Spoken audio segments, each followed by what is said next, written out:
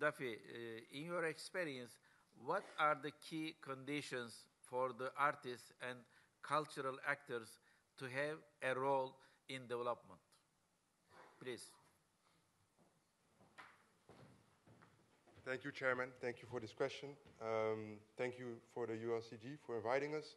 I also want to thank you for the prize that the city of Ségou won.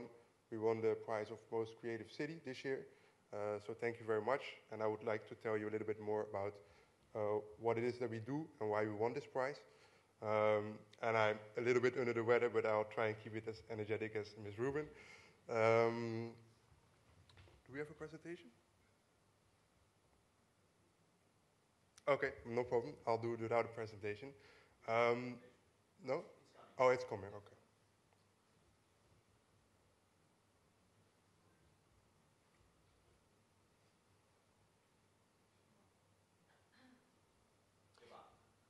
Not ready, okay. I'll just talk and I hope you can follow. Ségou is the second biggest city of Mali. It's also the country's cultural hub. But almost 30 years ago, it had almost no electricity. So it's a kind of a poor country, a West African country, Ségou, but we turned it into a cultural hub, and we did it by amplifying. So Ségou has a really rich culture. Think about the architecture, the mud architecture, music and dance. That's really even hundreds of years old, from the 1600s in Ségou.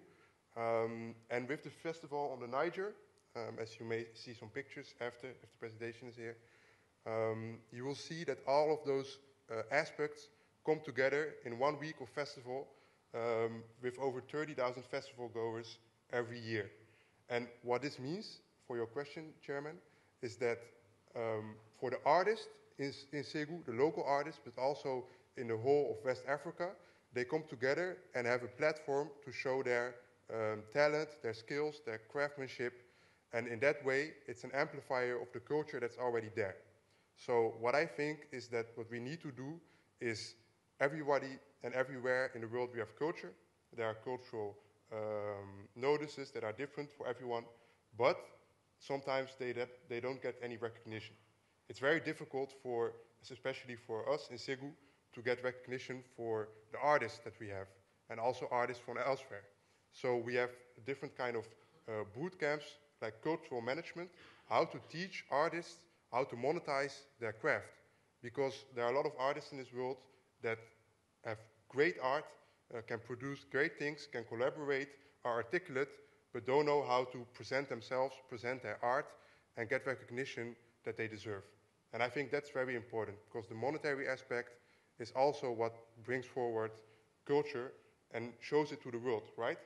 And in that regard, we've tried to do that at Ségou. From 2004 to 2015, over 24 million euros is estimated to have pumped into the city through a few weeks of festivals, but also through the whole year. People come back to city for the village feel that it has. It feels like a village away from everything else. And also it feels like you get to see a part of Africa that you might not always get to see. Yeah, and in this regard, we try to promote that every year. We started Ségou Ville Creative in 2015 to not only with the festival, but also with boot camps, with fashion weeks, and basically every type of cultural notion that you can think of. So architecture, art,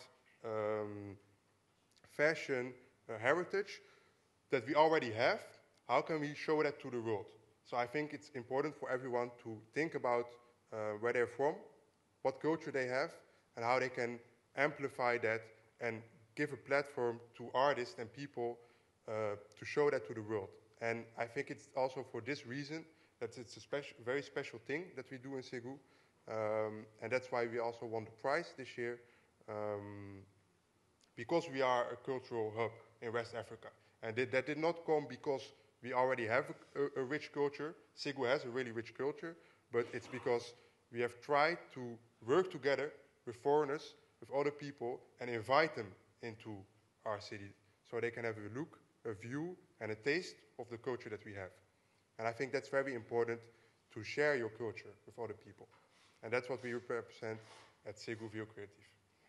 I have a minute left, but no presentation, so if that comes up, I want to show you a few more pictures, so you can also visually see what I talk about when I talk about culture.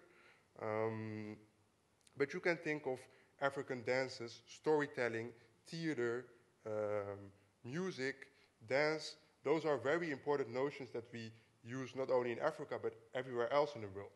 But you may not have seen our culture, and I may not have seen your culture. And it's important for us to share these cultures with each other.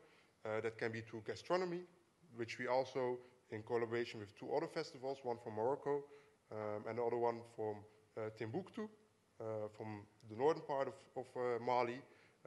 We have a gastronomy event where we share each other's food and we eat each other's food. There's the presentation, so I'll step aside.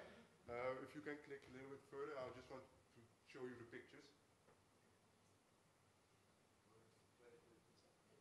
Yeah, so for example, you see here a type of Malian architecture.